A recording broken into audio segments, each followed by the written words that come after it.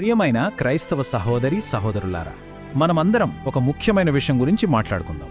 ఈ రోజుల్లో మన చుట్టూ అంటే సెంటర్లలో, చర్చిల దగ్గర, హాస్పిటల్స్లో, బస్ స్టాప్లలో ఇలా చాలా చోట్ల రకరకాల బోధలు చేసేవాళ్లు కనిపిస్తున్నారు కదా. వాళ్లు ప్రేమగా నటిస్తూ మనల్ని ఆకర్షించడానికి ప్రయత్నిస్తుంటారు. ఈ రోజు మనం అంత్యకాలంలో క్రైస్తవులను గలిబిలి చేస్తున్న కొన్ని ప్రధాన దుర్బోధల గురించి వివరంగా తెలుసుకుందాం. నిజానికి ఇలాంటి అబద్ధ బోధకులు వస్తారని ప్రభువు ముందుగానే హెచ్చరించారు. మత్తయి సువార్తలోనూ అపోస్తలుల కార్యగ్రంథంలోనూ ఈ విషయం స్పష్టంగా ఉంది. ఆయన చెప్పినట్టే ఈరోజు వాళ్ళు మన కోసం కాచుకొని కూర్చున్నారు. వీళ్ళు చాలా ప్రమాదకరమైన వాళ్ళు. ఎందుకంటే వాళ్ళు వాక్యాన్ని తమకు అనుకూలంగా వక్రీకరించి అబద్ధాలు చెబుతూ మన ఆత్మలను నాశనం చేయటానికి సిద్ధంగా ఉంటారు. అందుకే మనం చాలా జాగ్రత్తగా ఉండాలి. సరే, ఈరోజు మనం ఏమేం చర్చించుకోబోతున్నామో ఒకసారి చూద్దాం. ముందుగా కొన్ని హెచ్చరికలు, ఆ తర్వాత 3 భాగాలుగా కొన్ని ప్రధాన దుర్బోధలు, ఇక చివరిగా ఇలాంటి పరిస్థితుల్లో క్రైస్తవులుగా మన బాధ్యతేంటో తెలుసుకుందాం. ఇక ఆలస్యం చెయ్యకుండా మొదటి భాగానికి వెళ్దాం. ఇందులో మనం యెహోవా సాక్షులు, సబ్బాతు ఆరాధకులు, ఇంకా బ్రెన్హామిజం గురించి చూద్దాం. మొదటగా యెహోవా సాక్షులు. వీరి వ్యవస్థాపకుడు చార్లెస్ టెజ్ రస్సెల్. వీళ్ల బోధనలు కొన్ని చాలా భిన్నంగా ఉంటాయి. ఉదాహరణకు, యేసుక్రీస్తు దేవుడు కాదని, ఆయన మిఖాయేలు అనే ప్రధాన దూత అనే అంటారు. దేవుని ఆత్మ ఒక శక్తి మాత్రమేనని, 1914లోనే క్రీస్తు రెండవ రాకడ జరిగిపోయిందని చెప్తారు. అంతేకాదు, జెండావందనం చెయ్యరు, ఓటు వెయ్యరు, రక్తదానం చెయ్యరు. అన్నిటికన్నా ముఖ్యంగా అసలు నరకమనేదే లేదని, పాపానికి శిక్ష ఉండదని బోధిస్తారు. అయితే ఈ బోధనలన్నీ వాక్యానికి విరుద్ధంగా ఉన్నాయి. యోహాను స్వార్తలో ఆ వాక్యము దేవుడయుండెను అని స్పష్టంగా ఉంది. అలాగే రోమాపత్రికలో ప్రభుత్వాలకు లోబడి ఉండాలని చెప్పబడింది. ఇలా చెప్పుకుంటూ పోతే వారి బోధనలకు బైబిలుకు చాలా వ్యత్యాసం కనిపిస్తుంది. ఇప్పుడు సబ్బాతు ఆరాధకుల గురించి చూద్దాం. వీళ్ళు రక్షణ పొందాలంటే ధర్మశాస్త్రం పాటించాలని, విశ్రాంతి దినమైన శనివారం తప్పకుండా ఆరాధించాలని చెప్తారు. కానీ బైబిల్ ఏం చెప్తోంది? విశ్రాంతి దినం అనేది ఒక ఛాయ మాత్రమేనని, దాన్ని బట్టి ఎవరు మిమ్మల్ని నిందించకూడదని కొలొస్సీలకు రాసిన పత్రికలో ఉంది. అంతేకాదు, ఆదిమ క్రైస్తవులు ప్రభువు దినమైన ఆదివారం ఆరాధించినట్లు అపోస్తలుల కార్యాల ద్వారా మనకు తెలుస్తోంది. ధర్మశాస్త్రంలోని ఆచారాలన్నీ కొట్టివేయబడ్డాయి. మనం కేవలం క్రొత్త నిబంధననే పాటించాలి. ఇక బ్రెన్హామిజం. విలియం బ్రెన్హామ్ అనే వ్యక్తి తనే ఈ తరానికి దేవుడు పంపిన ప్రవక్తనని చెప్పుకున్నాడు. ఇతను చెప్పిన ఒక విచిత్రమైన బోధ ఏంటంటే, ఏదేను తోటలో హవ్వ సర్పంతో శారీరకంగా కలవడం వల్లే కయీను పుట్టాడని, అంటే హవ్వ ఒక వ్యభిచారి అని చెప్పాడు. ఇది ఆదికాండంలో ఉన్నదానికి పూర్తి విరుద్ధం. అంతటితో ఆగలేదు. బైబిల్లో చెప్పబడిన రాబోయే ఏలియాను తానేనని, ప్రకటన గ్రంథంలోని 7వ దూతను తానేనని, ఇలా చాలా గొప్ప గొప్ప బిరుదులను తనకు తాను ఆపాదించుకున్నాడు. చివరికి ప్రకటన గ్రంథంలోని 7 ముద్రలను విప్పింది కూడా తానేనని చెప్పుకున్నాడు. కాని ఆ అర్హత యేసుక్రీస్తుకు తప్ప మరెవ్వరికీ లేదని బైబిల్ స్పష్టంగా చెప్తోంది. అయితే 1965లో ఒక కారు ప్రమాదంలో ఇతను చనిపోయాడు. చనిపోయినా మళ్లీ పునరుత్థానమవుతాడని ఈస్టర్ వరకు, అంటే దాదాపు 107 రోజులు శవాన్ని భద్రపరిచారు.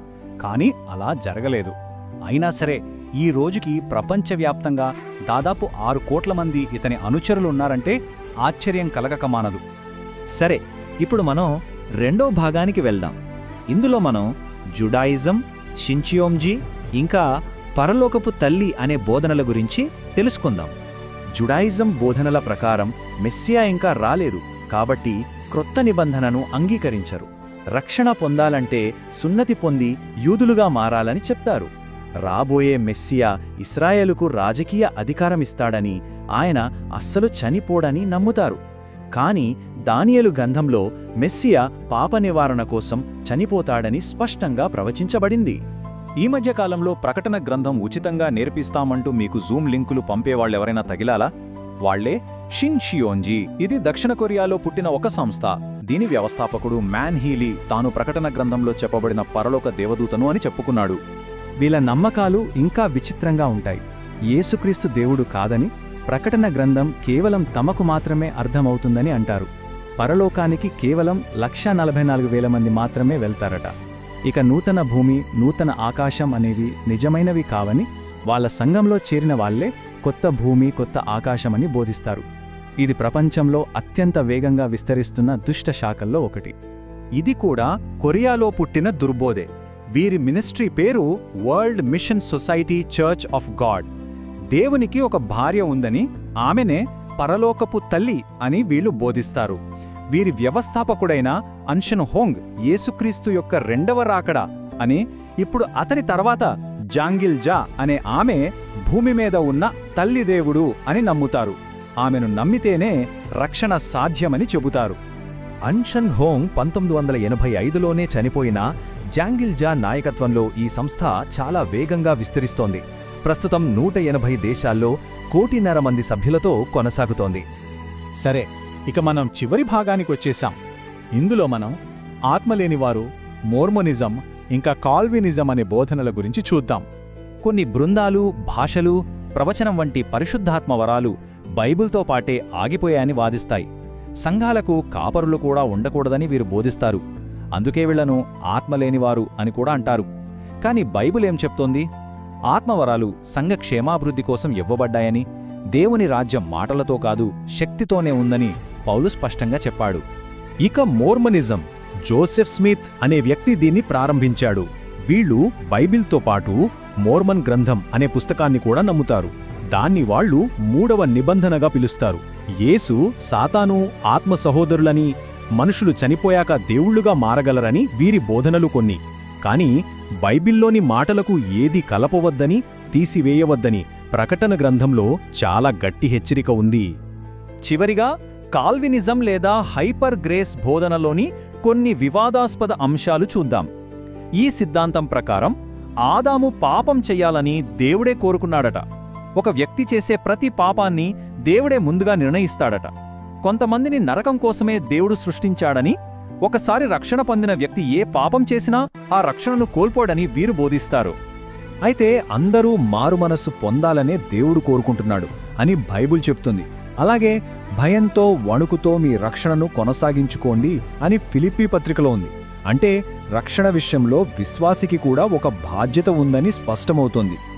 ఇన్ని రకాల దుర్బోధల గురించి తెలుసుకున్న తర్వాత మన ముందున్న అతి ముఖ్యమైన ప్రశ్న, ఒక క్రైస్తవుడిగా మన బాధ్యత ఏమిటి?